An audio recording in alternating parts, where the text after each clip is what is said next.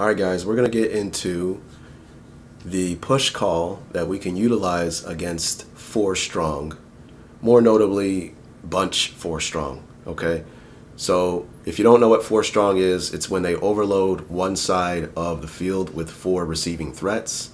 And this is inspired by Jamal Johnson. He made a comment in my previous bunch video where he stated if you man up the backer on the back, then they do get into the push call.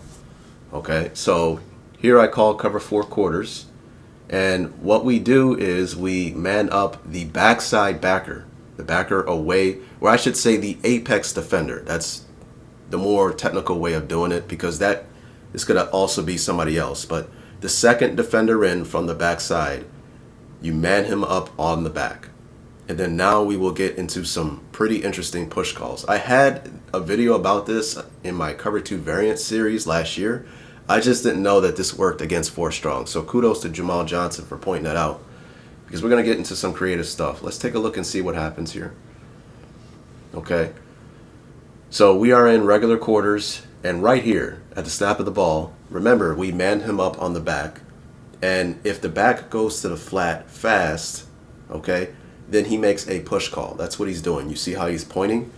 Okay? And what that does is, hey, I'm man-to-man on the back, but he's going fast to the flat, and he has me out leveraged. So you take my responsibility. So that's what's going to happen. He's going to man up the back to the flat now. So we can go ahead and watch that. And as we see, he obviously takes the back, right? So his new responsibility is to man the back. But if you take a look at our original defender, okay, you may ask, well, what's his responsibility? Well, then he takes the responsibility of number 54 now. They switch responsibilities. So number 54, he was the 3-rec, all right? And what's going to happen is, hey, I'm eyeing this guy, I'm man-to-man on him. Now, obviously, if this back were to go towards my side, then that would be he would stick to a man-to-man.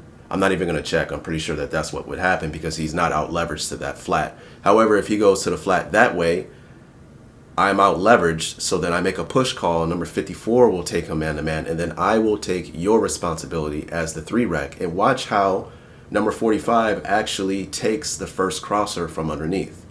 Okay, so we'll go ahead and roll it. And he makes a push call. It's real subtle. Look at him pointing. You know, he's probably yelling push, push, push. And we'll slow this down just a little bit. And then now he takes the tight end coming back underneath. Okay, so I thought that that was pretty interesting.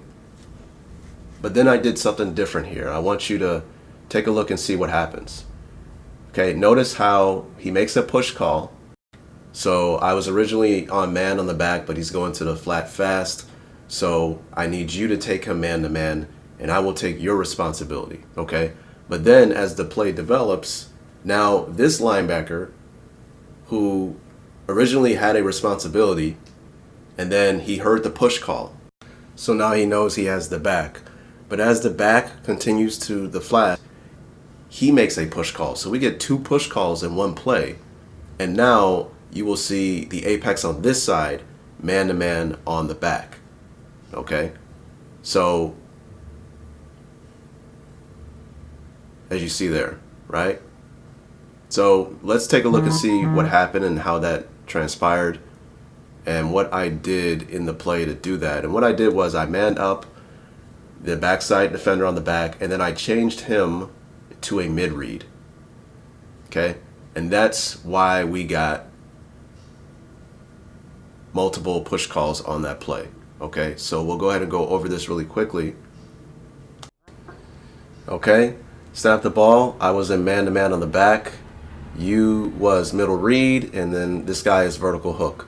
But at the snap of the ball, because he's going fast to the flat, I'm making a push call. So now I will take your responsibility. Now I will be the mid-read, and you are man-to-man on the back, and this guy's the vertical hook. Okay?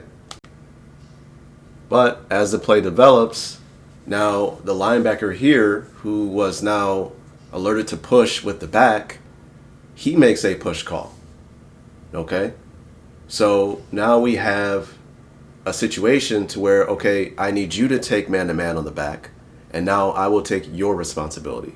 So now we have the mid-read, the vertical hook, and now this defender is man-to-man on the back, and he has leverage on the back to the flat. He's in better position because of this. And then look at how they kind of match down on 3 routes to the right of the field. And it's apparent because we have a mid-read, okay, a vertical hook dealing with the final number 2 if you disclude the back because he's man-to-man. I think it's really like X-out theory. Because the back is X'd out, then this guy is the final 1 and final 2 and final 3. That's why you have the mid-read attached to the final 3 here. You have the vert hook attached to the final 2. And then obviously we got to come up with something to deal with the problem of the potential final number 1 on a corner route here. So guys, I just wanted to throw this in here. I tried this. I took the backside safety and manned him up in the back. And yes, he's involved in the push call as well. Okay, where he will give the call and then one of the backers will take the back to the flat and he will replace their responsibility. So I thought that that was pretty cool as well. So, I'm really just showing you this stuff so you kind of can play around with this to come up with your own coverage or your best way of dealing with the particular problem. So here I decided to mid-read that guy and man up the safety. So if we do get a back to the flat, that deep safety will play mid-read in the middle of the field. And then this is where you can kind of come up with your own rule set on who you would user in the coverage to kind of like optimize the play, right? Now you can't user any of the backers or the safety or whoever you have manned up on the running back to get push calls. It has to be the computer, because if you were to user one of those players, then you just won't be involved in it and they won't make the call, right? So I figured, I played around with this for a bit, and I came up with a coverage to where I would man up the safety, put a mid read on there, and then I would take the backside backer, the quarter flat, and then take whatever comes from the bunch on any under route. Okay, and that was the play that I am replaying now, I believe.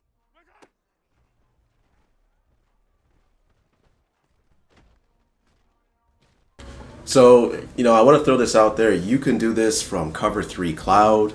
You can get some push calls. You can do it from cover 2, obviously, quarters, cover 9, etc. Play around with it, see what you can get. And obviously, when you play cover 1, you get a lot of push calls as well. Cover 1 has been pretty decent, especially with the video that I made in regards to how to play cover 1 more aggressively against things that are inside the divider. So, play around with it, see what you guys can come up with.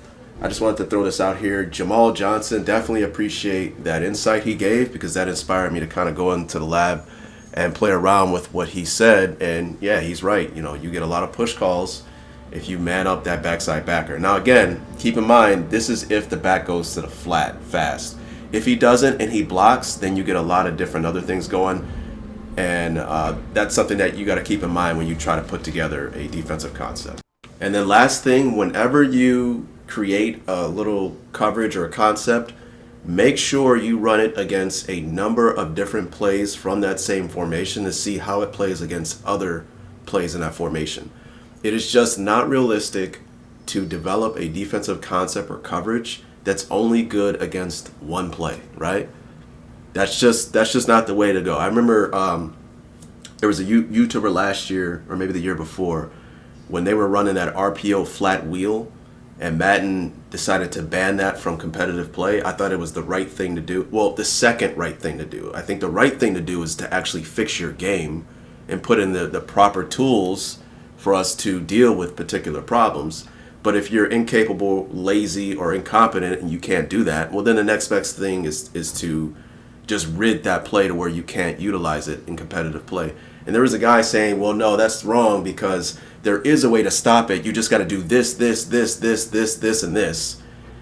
You know what I mean? And the problem with his insight was, well, that's good against that one play. What if they come out in that formation, you run all of those adjustments that you make, they can run any other play and you have busted coverages all over the place. And that's something that he kind of, I guess, didn't understand. But that's one thing you got to keep in mind. When you come up with a coverage or a concept, run it against a bunch of different route distributions and make sure that it remains sound against it. Now it may be weak against particular route combinations, but you want to make sure that it's at least sound in structure. Okay, and the easiest way to do that, I always check a defensive concept and how it plays against 4 verts. That's the base play you want to make sure that you're good against if they decide to run 4 verts from any formation. So I will leave it at that. I hope you guys got something from this video, and I hope you keep coming back for more, man. Peace.